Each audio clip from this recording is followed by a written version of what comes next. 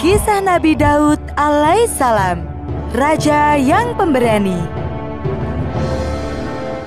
Di bawah bimbingan Nabi Musa dan Nabi Harun, kaum Bani Israel terus bertambah dan berkembang menjadi bangsa yang kuat.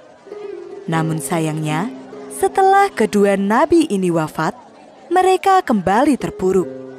Tidak ada lagi sosok kuat yang bisa memimpin dan membimbing mereka. Satu persatu, ajaran Nabi Musa pun mulai ditinggalkan.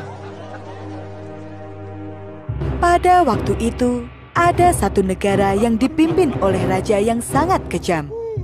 Dia adalah Raja Jalut. Dia dan pasukannya suka sekali menyiksa kaum Bani Israel. Kita harus memiliki raja yang kuat jika ingin menang melawan Raja Jalut. Aku setuju. Bagaimana kalau kita minta pendapat dari Nabi Syami'un? Dia adalah utusan Allah. Maka, berangkatlah kaum Bani Israel ke tempat Nabi Syami'un. Wahai utusan Allah, apakah engkau bisa menunjuk salah satu di antara kami yang pantas menjadi raja? Sesungguhnya, Allah telah mengangkat Talut menjadi rajamu. Sesuai dengan nasihat Nabi Syami'un, Talut pun diangkat menjadi raja Bani Israel. Setelah dinobatkan menjadi raja, Talut melakukan pembenahan terhadap tentara Bani Israel. Dia mengumpulkan para pemuda untuk dijadikan tentara dan memberikan pelatihan dengan sangat keras sampai mereka dinyatakan siap untuk bertempur. Kalian sudah bertambah kuat, bertempurlah dengan gagah berani. Pertempuran demi pertempuran terus berlangsung. Namun, pasukan Raja Jalut tidak mudah untuk dikalahkan. Kaum Bani Israel pun terus-menerus merekrut prajurit baru. Pada suatu kesempatan, Nabi Daud meminta izin kepada ayahnya untuk diperbolehkan ikut berperang. Tidak, engkau masih kecil. Tunggulah sampai engkau dewasa. Suatu hari, Nabi Syami'un melihat Nabi Daud kecil yang sedang menggembala domba. Dia pun bergegas menemui Raja Talut dan berkata, Wahai Talut, sesungguhnya aku melihat pada diri Daud kemampuan untuk mengalahkan Jalut. Karena itu, ajaklah dia untuk berperang. Raja Talut pun langsung meminta Nabi Daud ikut bergabung ke dalam pasukan Bani Israel. Jazakumullah. Kehadiran Nabi Daud kecil di tengah-tengah pasukan membuat para prajurit heran. Apa yang bisa dilakukan oleh anak muda bertubuh kecil sepertinya? Kamu lihat senjata yang dibawanya? Dia hanya membawa katapel saja. Begitulah, senjata yang dibawa oleh Nabi Daud bukanlah pedang atau panah, tetapi sebuah ketapel.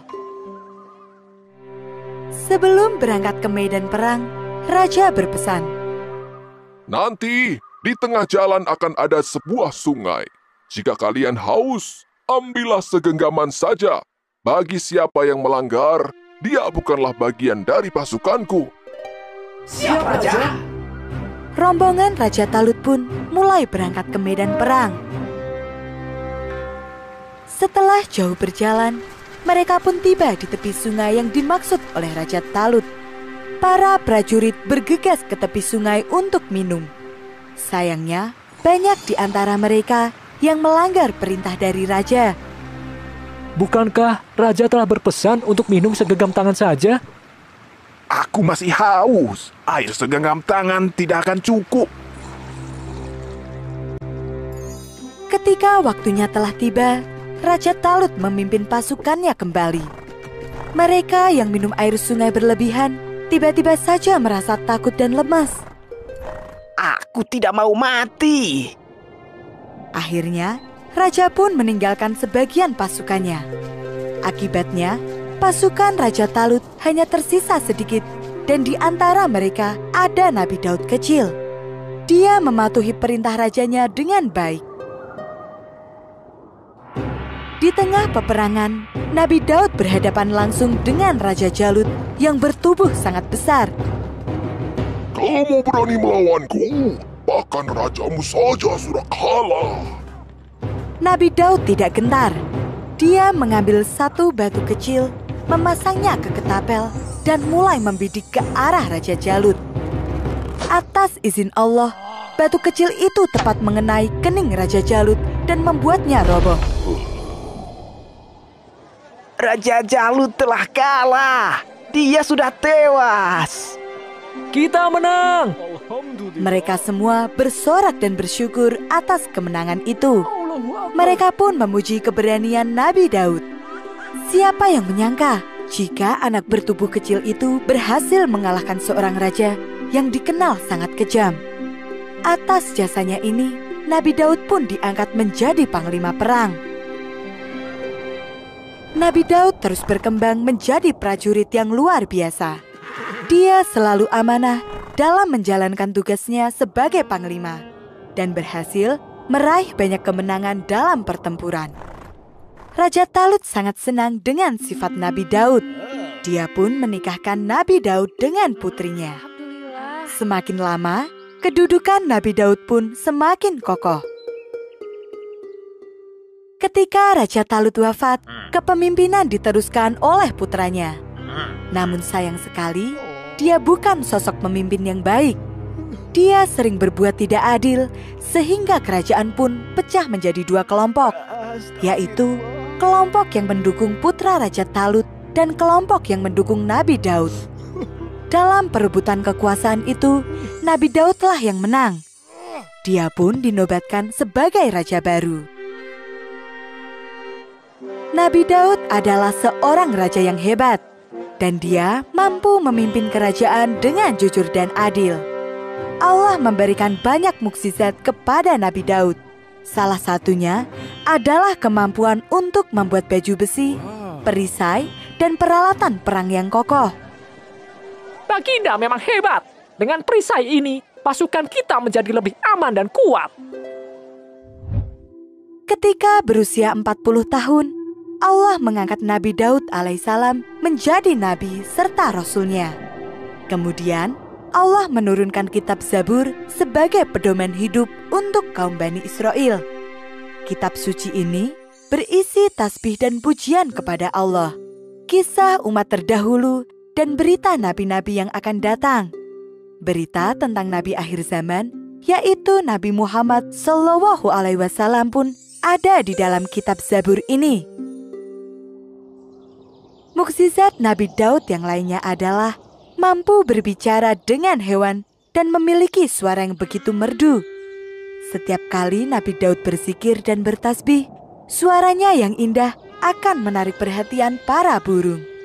Mereka akan berkumpul dan ikut bertasbih. Begitu juga dengan gunung-gunung. Semuanya tunduk dan ikut bertasbih bersama Nabi Daud. Suatu ketika, wabah penyakit melanda. Banyak rakyat yang terjangkit dan akhirnya meninggal dunia. Nabi Daud kemudian berdoa kepada Allah dan wabah itu pun berhenti. Menurut riwayat, semua itu berkat suara Nabi Daud yang penuh dengan mukjizat. Orang sakit akan sembuh, air dan angin yang ada di sekitarnya pun menjadi tenang dan damai ketika mendengar suara Nabi Daud. Sebagai bentuk rasa syukur kepada Allah Subhanahu wa Ta'ala, Nabi Daud mengajak putranya Sulaiman untuk membangun sebuah masjid yang kemudian diberi nama Baitul Maqdis. Saat ini, Baitul Maqdis kita kenal sebagai Masjidil Aqsa dan letaknya berada di Yerusalem, Palestina. Nabi Daud wafat pada usia 100 tahun lebih 6 bulan. Dan dimakamkan di kawasan Bukit Zion di Yerusalem, Palestina. Nabi Daud adalah seorang nabi yang amalan sholat dan puasanya sangat disukai Allah. Nabi Muhammad pernah bersabda, Puasa yang lebih disukai oleh Allah ialah puasa Daud, dan sholat yang paling disukai Allah adalah sholat Daud. Beliau tidur 1/2 malam, bangun 1/3-nya, lalu tidur 1/6-nya. Beliau berpuasa 1 hari, lalu berbuka 1 hari. Hadis riwayat Bukhari dan Muslim.